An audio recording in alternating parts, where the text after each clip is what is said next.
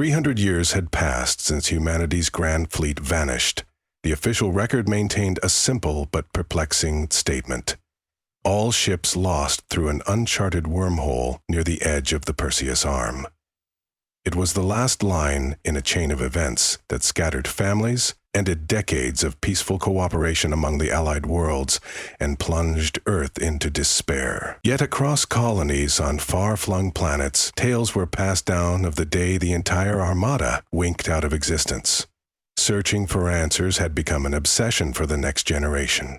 Historians pored over sensor data, astrocartographers scanned for lingering signs of the wormhole's energy signature. Modern starship captains scoured every cosmic anomaly, hoping to recover lost data, or perhaps even survivors. Ultimately, all attempts to locate the missing warships came up empty. No signals, no debris, nothing. Those vessels had been the pride of Earth. Over 500 ships ranging from nimble corvettes to enormous carriers bristling with advanced weapons. When they disappeared, their seasoned crews vanished with them. It was a catastrophic blow to humankind standing among the galaxies. Alien civilizations, once content to keep their distance, took up arms, seeing humanity's vulnerability. With Earth's greatest deterrent gone, old grudges resurfaced. War and subjugation loomed. Despite these threats, Earth's leaders continued to show resolve.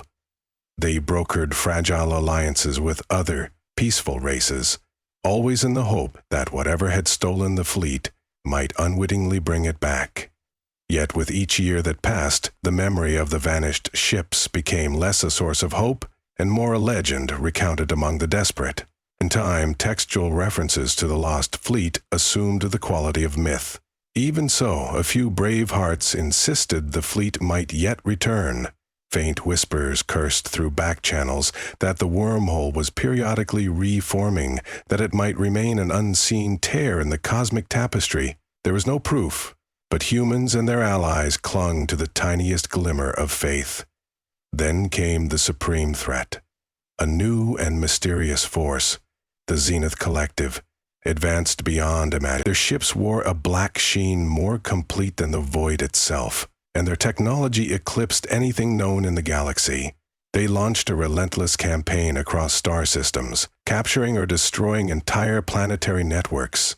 Within months, they had seized strategic strongholds in the Orion and Carina arms, installing quantum singularity devices to enforce their dominion.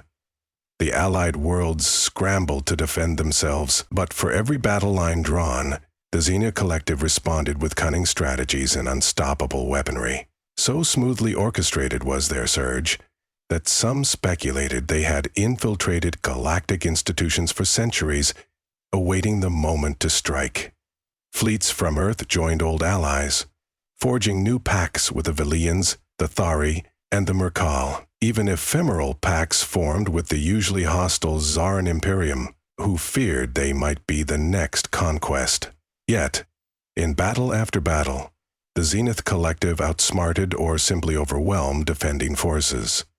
Grim predictions foretold that the next major strike would target Earth itself, an event that would seal humanity's fate.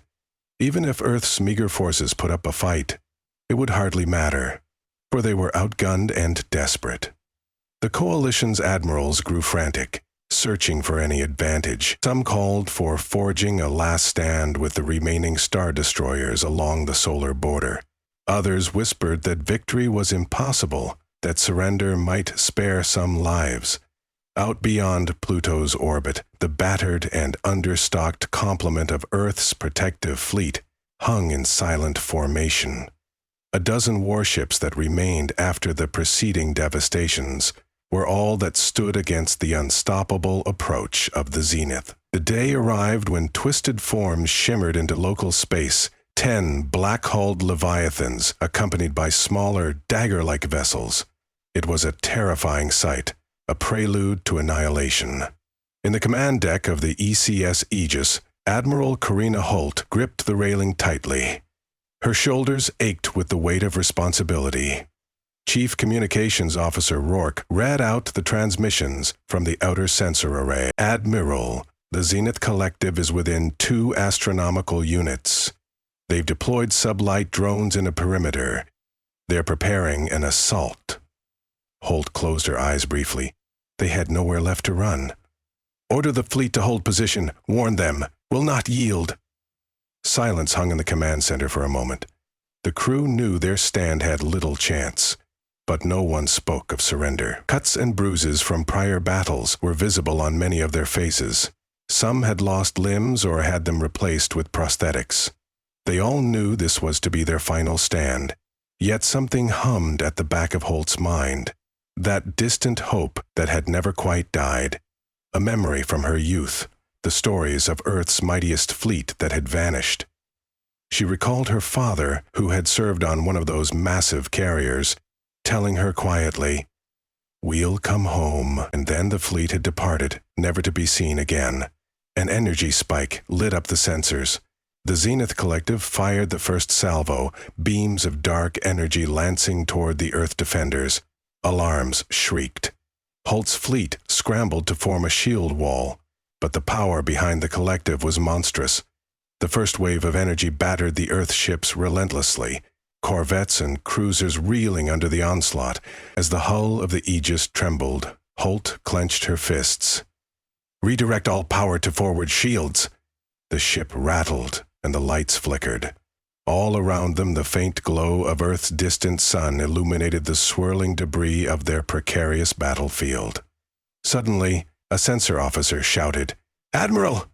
There's a spike in subspace pings near the L5 Lagrange point. Massive quantum fluctuations." Holt snapped her gaze to the sensor readouts. A bright swirl of gravitational distortion was forming, the shape of a wormhole. It matched no known signature, except for a faint correlation to the fleeting data from that day centuries ago, when the flagship Courageous had led Earth's great armada to its disappearance. "Could it be?" Holt whispered. She had to ignore the wild surge of hope flooding her. The readouts spiked, and energy surged into the region like a cosmic tide. Rourke's voice soared with excitement. "Admiral, I'm picking up transponders, Earth fleet codes from 3 centuries ago." In the swirling maelstrom of space, shapes began to manifest, one after another. Enormous ships, battered but intact, blinking into real space in perfect battle formation. The massive dreadnoughts and carriers that had once been thought lost to time reappeared. It was them. The entire fleet that had vanished 3 centuries ago. Tattered though they looked, their weapons glimmered with an intensity surpassing modern technology. Each reactor reading was off the charts, evolved or adapted since their disappearance. On the Aegis's bridge, half the crew gaped in shock. The other half wept tears of utter amazement. The sensors told a baffling story. Wherever the fleet had gone, centuries had passed in local time, but only a fleeting moment for them. Their captains broadcast hurried transmissions offering relief that they had returned and a readiness to engage. Holt quickly composed herself, reactivating the comm channels to coordinate. "This is Admiral Karina Holt of Earth. You have arrived in our darkest hour. We request immediate assistance in repelling the Zenith Collective." A stern voice answered from one of the largest carriers. Its registry, BFS. "Dauntless here, this is Admiral Kaito Yamamoto. We stand ready to fulfill our oath to defend Earth. Form up, all ships. Let's show the enemy the might of humanity."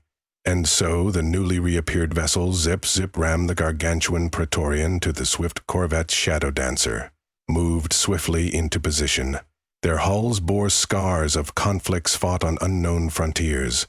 Many had modifications the present-day Earth Navy could scarcely fathom. Above them soared the Courageous, the original flagship. Its hull shimmered gold, an upgraded plating that defied typical sensor readings. The Zenith Collective, taken aback by this sudden bolstering of Earth's defenders, altered their tactical approach. Their black-hulled Leviathans regrouped. Lances of dark energy seared through the void again, aiming to cripple these strange arrivals. But the newly returned Earth warships activated force screens that glowed with a unique energy signature, one that absorbed or deflected the majority of the blasts. Holt and her stunned crew found themselves fighting alongside the greatest war machines Earth had ever produced, now reconfigured by unimaginable experiences on the other side of that wormhole. The tide of the battle shifted in an instant. The black-hulled Leviathans showed no sign of surrender, but their unstoppable advance was halted. Coordinated blasts from the combined Earth fleets hammered the collective lines. Zenith fighters shaped like knives darted through space, but Earth interceptors cut them down with terrifying precision. Within the swirling chaos, the Dauntless glided to the vanguard. Her beam cannons fired in sharp, rhythmic volleys, slicing into the Leviathan's hull plating. Before the battered watchers, on the Aegis, a spectacle unfolded. Battles, once thought impossible to win, were now turning in humanity's favor. Where the Zenith ships responded with advanced weaponry, these newly returned warships deployed even more advanced counter-shield harmonics, gravitational torpedoes, and energy pulses that responded in real time to the collective's attacks. The Aegis and the few remaining ships of the old Earth defense fleet gathered heart as they joined the brawl. In the vacuum of space, explosions pulsed, leaving shimmering dust and wreckage. Each time a Zenith dreadnought reeled, a portion of it was systematically dismantled by concentrated blasts from the courageous new arrivals. Humanity's ancient lines of cavalry had returned, brandishing weapons unknown in the present era.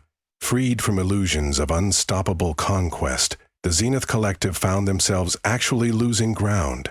The sensor arrays chimed with every transmission from these old captain's men and women who had pledged their lives centuries earlier. Among them, Captain Mira Shang of the corvette Aurora, barely more than a rumor in Earth's archives, now methodically led flanking maneuvers to pick off the Zenith corvettes. Commander Arun Vargas of the ion frigate Horizon hammered the smaller Zenith craft with barrage after barrage, precisely coordinating with the rest of the newly arrived armada. The synergy among the returned ships was almost terrifying in its efficiency, as though they had evolved in close-knit battles in unknown quadrants, forging a unity deeper than anything Earth's present admirals had ever witnessed. Near the center of the engagement, black lines of energy flared, and a monstrous wave of distortion rippled out from the largest Zenith dreadnought. Hostile sensors spiked again. "They're activating some kind of area weapon," Holt shouted. The wave roiled outward, threatening to destabilize the local space-time. If it fully discharged, it could tear apart the Earth fleet. But Admiral Yamamoto's calm voice resonated across all channels. "Cycle to tachyon shield formation, all ships in the battle group. Focus on the dreadnought's core."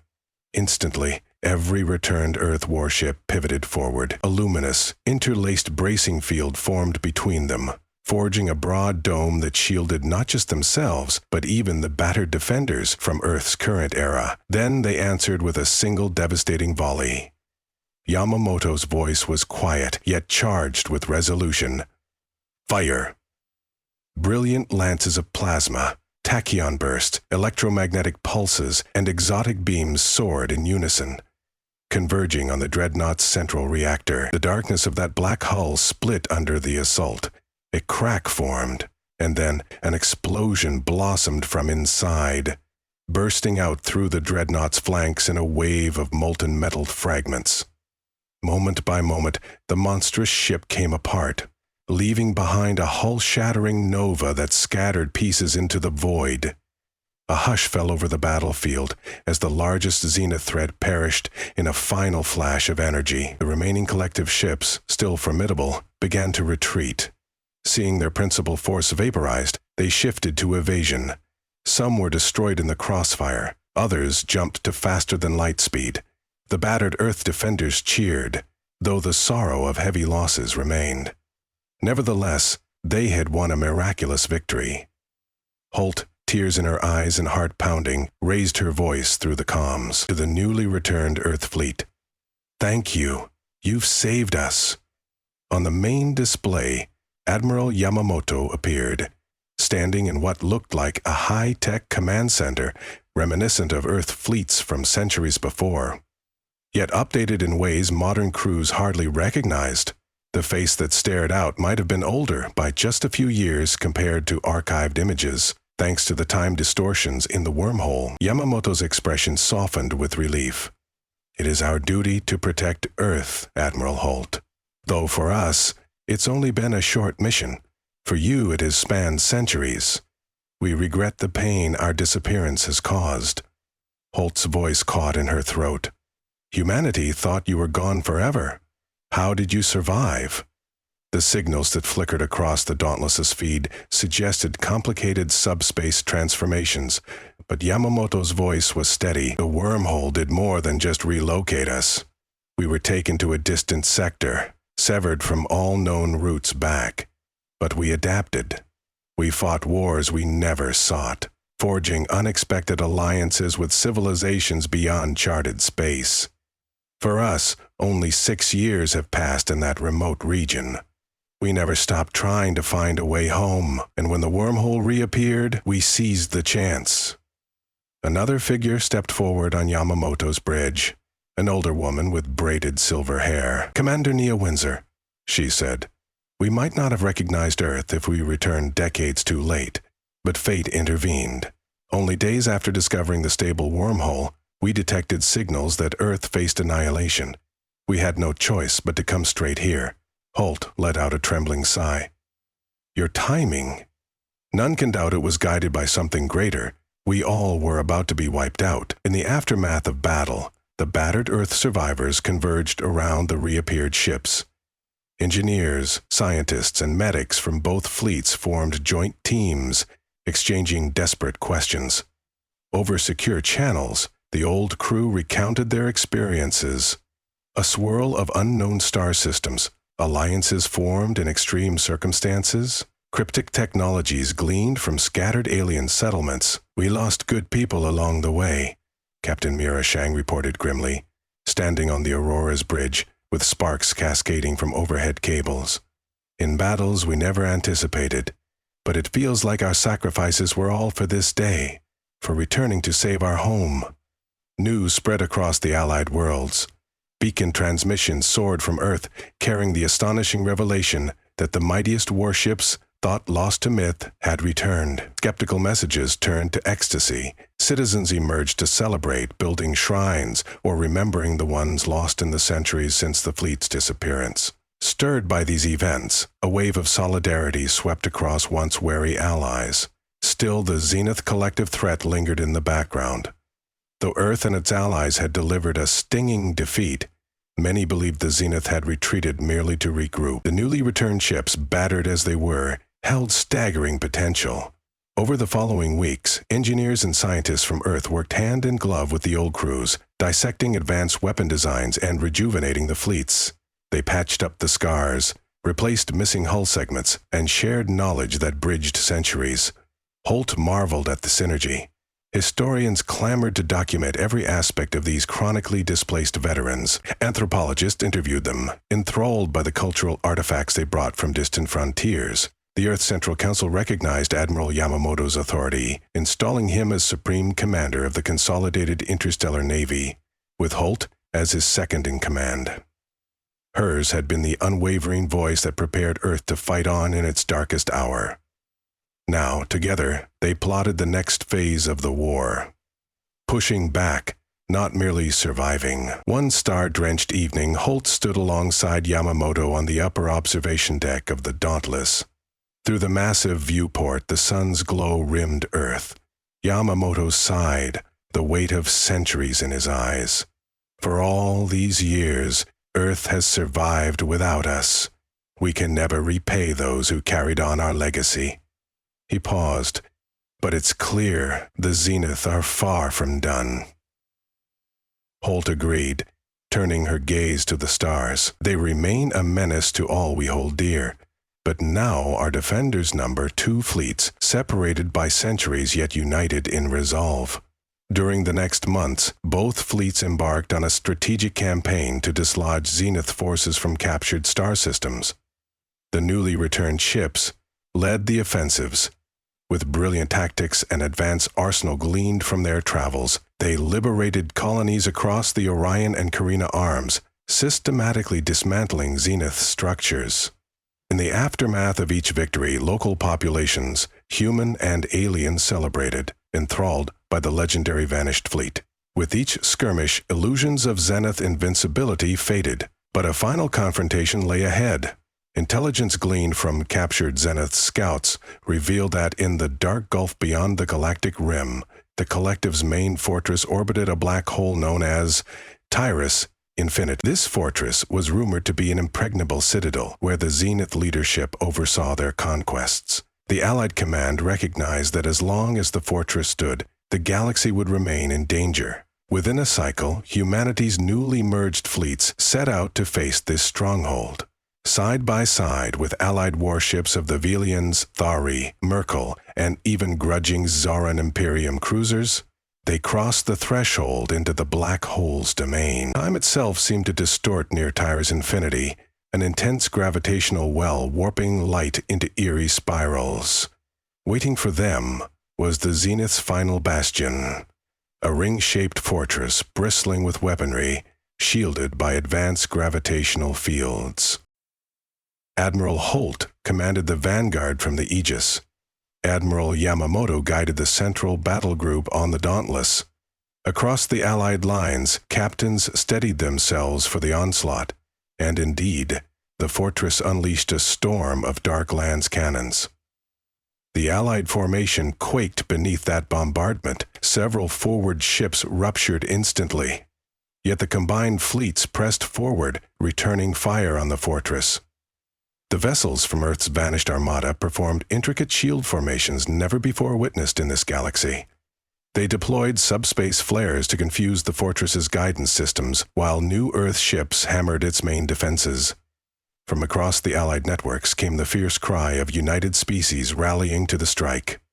Thunderous blasts echoed through the vacuum, lighting up the heavens near the black hole's swirling event horizon. Like an ancient cosmic dance, the ring fortress rotated, focusing increasingly powerful beams that carved the void. But the combined fleets pressed in from every angle, driving deeper into the fortress's defensive perimeter.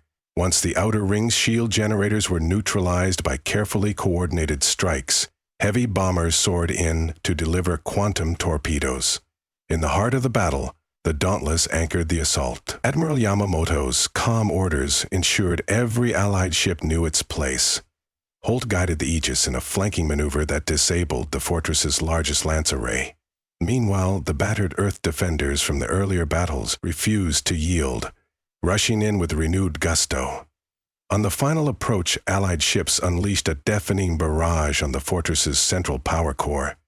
Energy crackled, arcs of cosmic lightning dancing around shattered turrets. Explosions rippled through the fortress's ring, and entire segments peeled away, spiraling into the black hole. A colossal internal detonation flared, sending out shards of broken superstructure. Then it was over. Silence, save for the faint static of burned-out communications arrays, fell upon the battered Allied armada. The Zenith fortress was gone, devoured by the same black hole they had sought to harness. The unstoppable threat was finally vanquished. Across the galaxy, from Earth to the far edges of known space, relief mingled with awe. Celebrations erupted. News outlets struggled to convey the magnitude of what had happened. The vanished fleet had returned in the hour of greatest need and led the galaxy to victory. A new era of healing and cooperation dawned. In the days that followed, the old ships and their crews, now heroes, were once again woven into Earth's tapestry. The centuries of loss were acknowledged in solemn ceremonies. Families that had only known stories of lost ancestors discovered living relatives. Old Earth customs from centuries ago were reborn, blending with the new. Children heard first-hand accounts from the returning veterans, forging a sense of continuity that once seemed lost. When the Allied Council gathered to formalize a peace-building initiative, Admiral Karina Holt and Admiral Kato Yamamoto stood side by side at the dais. Though they came from different eras, they shared a singular vision. A galaxy free of oppressive tyranny, protected by alliances strong enough to repel any future threat. The fleets, both the newly returned and the resurrected present-day Earth forces, would remain as a single consolidated protective armada, forging stronger bonds with other species than ever before. Late in the quiet of a nearly empty council chamber, Yamamoto placed a hand on Holt's shoulder. "We're finally home," he said, voice filled with quiet wonder. "Our crew can hardly believe it." Holt smiled, tears glistening in her eyes. "Your return has restored more than you know. You've mended a wound that has ached for centuries." Glancing through the high windows, they saw the newly upgraded Dauntless, ringed by Allied cruisers. The day's sunlight gleamed along her hull. "Thank you, Admiral Yamamoto, for not losing hope." It was a moment of completion for both of them, a final knitting of their shared destiny. The next day, Earth declared a sector-wide day of remembrance. Flags across every planet in the Allied worlds, from the luminous spires of Velia Prime to the watery domes of Thardarik, flew at half-mast in memory of the lives lost, and soared high in celebration of those who had returned. In the centuries to come, historians would craft countless volumes about the grand events that transpired in those final months of war.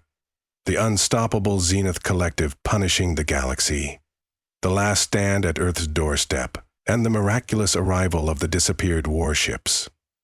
Poems, songs, and holofilms would enshrine the heroism displayed by the vanished fleet.